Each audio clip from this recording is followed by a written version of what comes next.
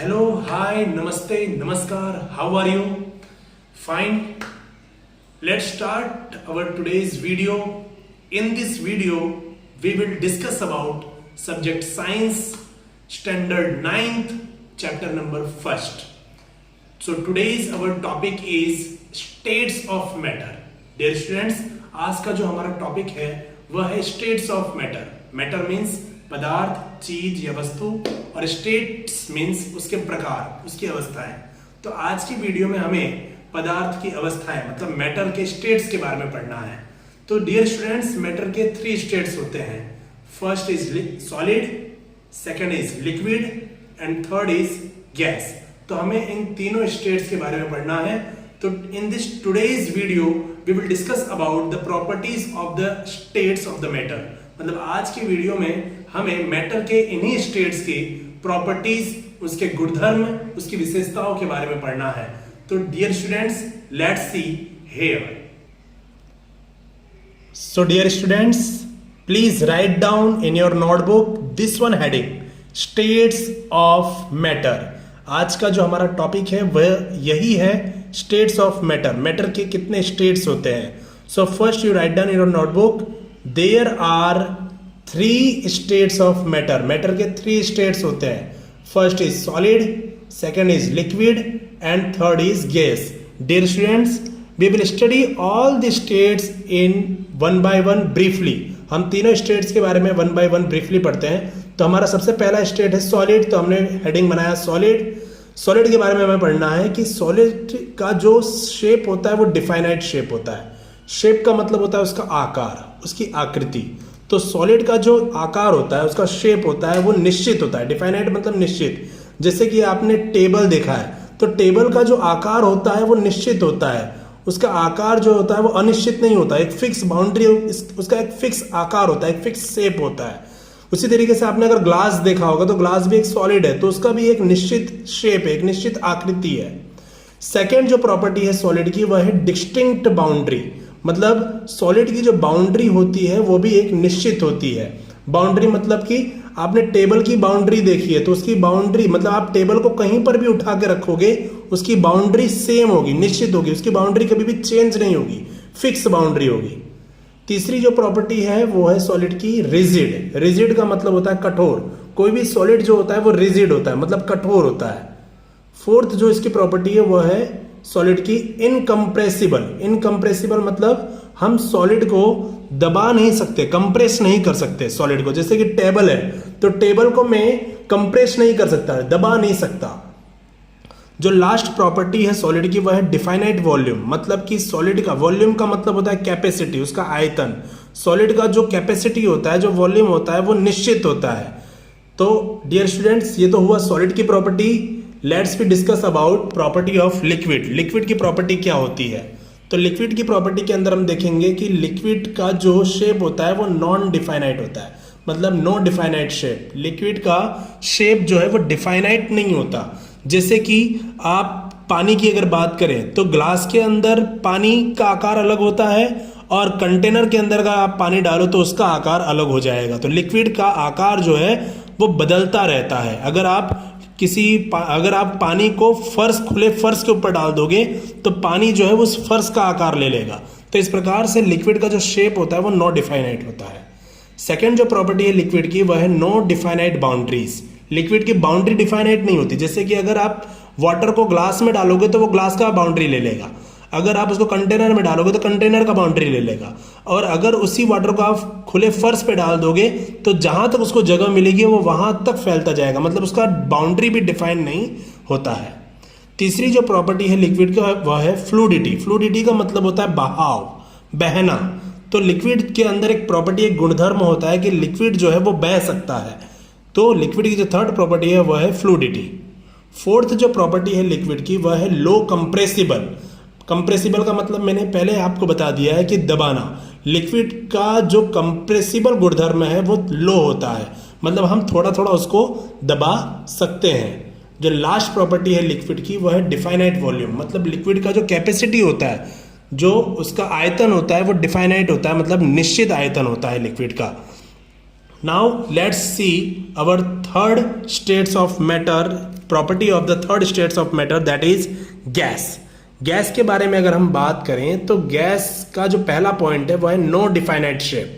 Gas का shape define नहीं होता है, मतलब गैस को अगर आप कंटेनर में भरोगे तो गैस कंटेनर का शेप ले लेगा। अगर आप गैस को खुले रूम, ओपन रूम के अंदर आप डालते हो तो वो ओपन रूम का शेप ले लेगा। अगर आप गैस को किसी बोतल के अंदर डालते हो तो वो उस बोतल का शेप ले लेगा। तो गैस का जो शेप होता है, जो आकार होता है, जो आकृति होती है वो निश्चित नहीं होती है। सेकंड पॉइंट है गैस के अंदर कि गैस जो है वो नो डिफाइनाइट बाउंड्रीज, उसकी जो बाउंड्री है वो डिफाइनाइट नहीं होती।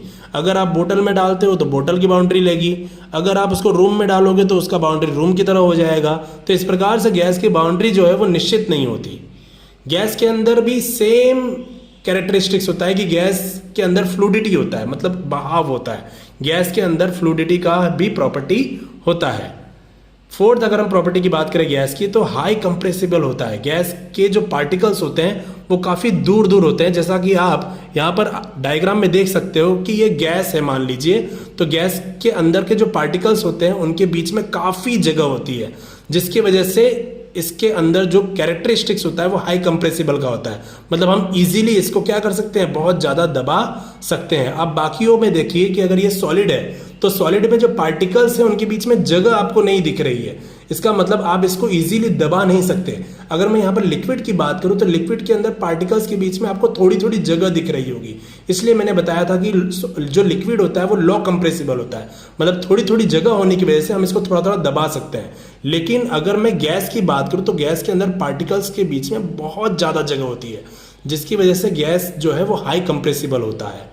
मैं लास्ट प्रॉपर्टी की बात करूं तो गैस जो है वो नो डिफाइनाइट वॉल्यूम रखता है, मतलब कि उसका कैपेसिटी जो है वो अनिश्चित होता है। मतलब अगर छोटे से कंटेनर के अंदर मैं गैस भरूं तो उसका वॉल्यूम, और उसी गैस को अगर मैं बड़े कंटेनर में डाल दूं तो वो बड़े कंटेनर की तरह अपना वॉल्यूम रख लेता है। तो गैस का जो वॉल्यूम होता है वो नॉन डिफाइनाइट होता है, निश्चित नहीं होता। डियर स्टूडेंट्स, इस प्रकार से हमने तीनों स्टेट्स ऑफ मैटर को यहां पर डिफाइन किया है। Now students, we will discuss our next topic and that is change of states of matter. Change of states of matter मतलब कि मैटर के स्टेट्स को हम किस किस तरीके से चेंज कर सकते हैं। मतलब कि मैटर की हमने 3 स्टेट्स देखे, पहला सॉलिड, दूसरा लिक्विड एंड थर्ड हमने देखा गैस। तो इन स्टेट्स को हम, मतलब सॉलिड को लिक्विड में कैसे चेंज कर सकते हैं, लिक्विड को गैस में कैसे चेंज कर सकते हैं, तो ये हम स्टेट्स जो है मैटर की, इनको हम चेंज कैसे कर सकते हैं। तो किसी भी मैटर के स्टेट्स को हम 2 तरीके से चेंज कर सकते हैं। First is by changing temperature, मतलब टेम्परेचर को चेंज करके हम उसके स्टेट्स को चेंज कर सकते हैं। And second thing is by changing pressure, मतलब प्रेशर को अगर हम चेंज करेंगे तो भी हम उसके स्टेट्स को चेंज कर सकते हैं। So let's see here how can we change. So dear students, please write down this one heading, change of states of matter. Matter के स्टेट्स को हम कैसे चेंज कर सकते हैं। तो मैटर के स्टेट्स को हम 2 तरीके से चेंज कर सकते हैं। First is by changing temperature, temperature को चेंज करके हम मैटर के स्टेट्स को चेंज कर सकते हैं। And second is by changing pressure, मतलब प्रेशर को अगर हम चेंज करेंगे, कम ज्यादा करेंगे, तब भी हम स्टेट्स को चेंज कर सकते हैं। तो सबसे पहले हम फर्स्ट वाला पढ़ते हैं। हमारा फर्स्ट है बाय चेंजिंग टेम्परेचर। तो मान लीजिए कि हमारे पास कोई सॉलिड थिंग है, उस सॉलिड थिंग को का टेम्परेचर अगर हम चेंज करते हैं तो वो लिक्विड भी बन सकता है, और फिर हम उसका टेम्परेचर चेंज करेंगे तो वो गैस भी बन सकता है। फॉर एग्जाम्पल अगर हम यहाँ पर देखें तो we have a 1 ice cube, हमारे पास यहाँ पर एक आइस क्यूब है।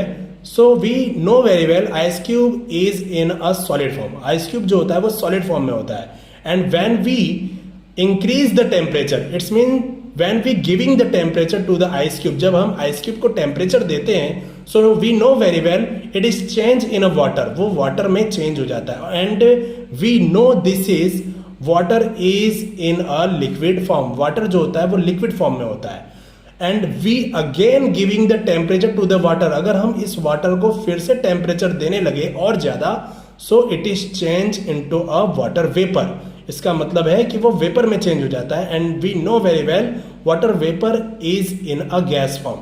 तो आपने यहाँ पर देखा डियर स्टूडेंट्स कि किस प्रकार से स्टेट्स जो है वो चेंज हो रहा है। हमने यहाँ पर आइस क्यूब लिया था जो कि सॉलिड फॉर्म में था, उसको टेम्परेचर दिया तो वाटर फॉर्म में चेंज हुआ, अगेन उसको टेम्परेचर देते गए तो वो वेपर फॉर्म में चेंज होता गया। तो इस प्रकार से हमने यहाँ पर देखा कि changing of the temperature, how can we change the states of the matter? Now we will see our second point by changing a pressure।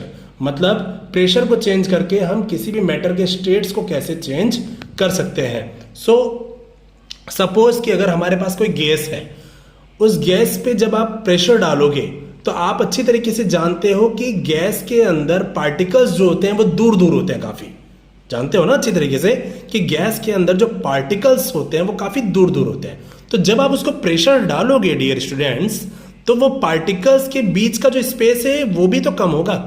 अब पार्टिकल्स के बीच का जब स्पेस कम होगा तो वो गैस किस में चेंज होगा? धीरे धीरे लिक्विड में चेंज होगा, क्योंकि हमने देखा था कि लिक्विड के अंदर पार्टिकल्स के बीच में बहुत कम कम गैप होता है।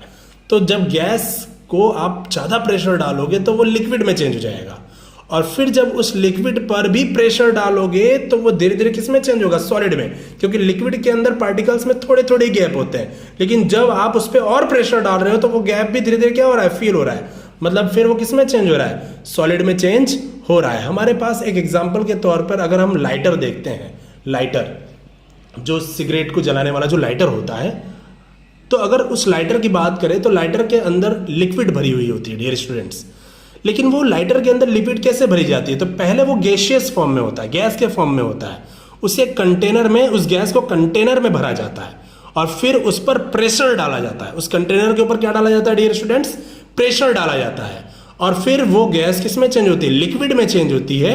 तब जाकर उस लिक्विड को हम किस में डालते हैं? उस लाइटर के अंदर डालते हैं। तो इस प्रकार से डियर स्टूडेंट्स हमने देखा कि मैटर के स्टेट को अगर हमें चेंज करना है तो हमारे पास दो तरीके हैं, by changing temperature and by changing pressure. So students, we will discuss our next topic in our next video. Please stay your home, be safe, be healthy. Thank you so much.